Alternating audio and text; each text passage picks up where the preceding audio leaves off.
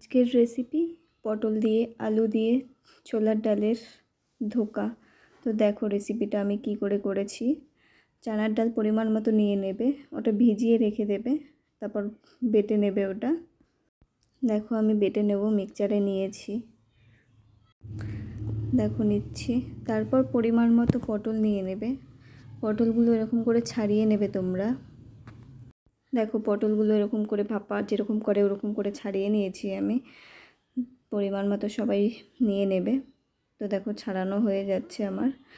পরিমাণ মতো আলু লম্বা করে কেটে নেবে, আর পটলগুলো মাঝখান দিয়ে কেটে নেবে সবাই। দেখো আমিও কেটে নিয়েছি। তো দেখো আলুটা ভেজে নেব আমি এখন। একটু হলুদ দিয়ে দিয়েছি যাতে গায়ে না ছেটে তেলটা।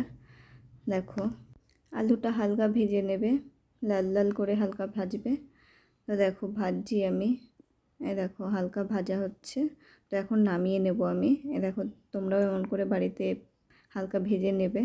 পটল কেটে রেখেছি, ওই পটলগুলো ভাজবো। এই দেখো পটল ভাজবো, এটাও লাল লাল করে ভেজে নেবে তোমরা। এই দেখো পটল ভেজে নিচ্ছি আমি হালকা। দেখো এখন নামাবো। এখন নামিয়েছি।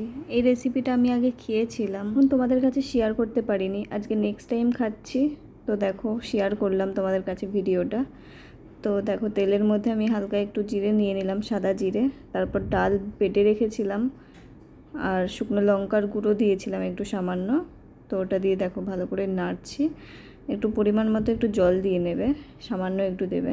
তো জিরা গুঁড়ো ধনে গুঁড়ো দিয়ে ভালো করে নাড়িয়ে নেবে। দেখো আমিও ভালো করে নাড়িয়ে নিচ্ছি ওটা।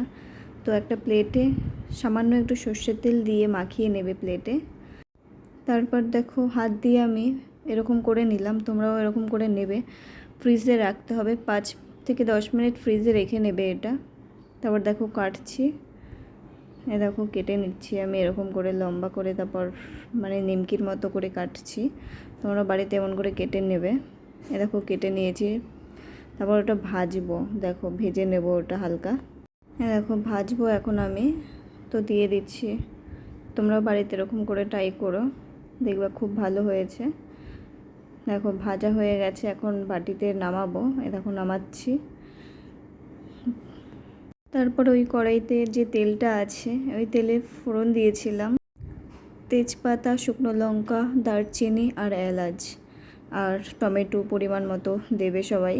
তো ওটা ভালো করে কষিয়ে নেবে মশলাটা দিয়ে। ধনে গুঁড়ো, জিরা গুঁড়ো আর একটু সামান্য হিং দিয়ে দেবে, হলুদ গুঁড়ো আর কাশ্মীরি লঙ্কার গুঁড়ো কালারের জন্য একটু দিয়ে দেবে। তারপর দেখো মশলা কষানোর পর আমি আলু ভাজা পটল ভাজা আমি দিয়ে দিলাম কড়াইয়ে। ভালো করে মশলা দিয়ে কষিয়ে নিচ্ছি। দেখো তোমরা এমন করে কষিয়ে নেবে ভালো করে। কালারটা কীরকম এসছে দেখো। পরিমাণ মতো নুন দেবে, তারপর পরিমাণ মতো জল দিয়ে দেবে, গরম জল, উষ্ণ গরম জল দেবে। দেখো আমিও উষ্ণ গরম জল দিয়ে দিয়েছি। দেখো তারপর মশলাটা ভালো করে নাড়িয়ে নেবে। দেখো মশলা নাড়াচ্ছি আমি। দেখো তারপর দেখো ওই ধোকাটা দিয়ে দেবে ফুটলে। দেখো সামান্য একটু পরিমাণে চিনি দেবে আর গরম মশলা দেবে পরিমাণ মতো একটু। তারপর ভালো করে নাড়িয়ে নেবে। তো আমাদের রেসিপি হয়ে গেছে। এই দেখো কীরকম হয়েছে, কমেন্ট করে জানাবে সবাই।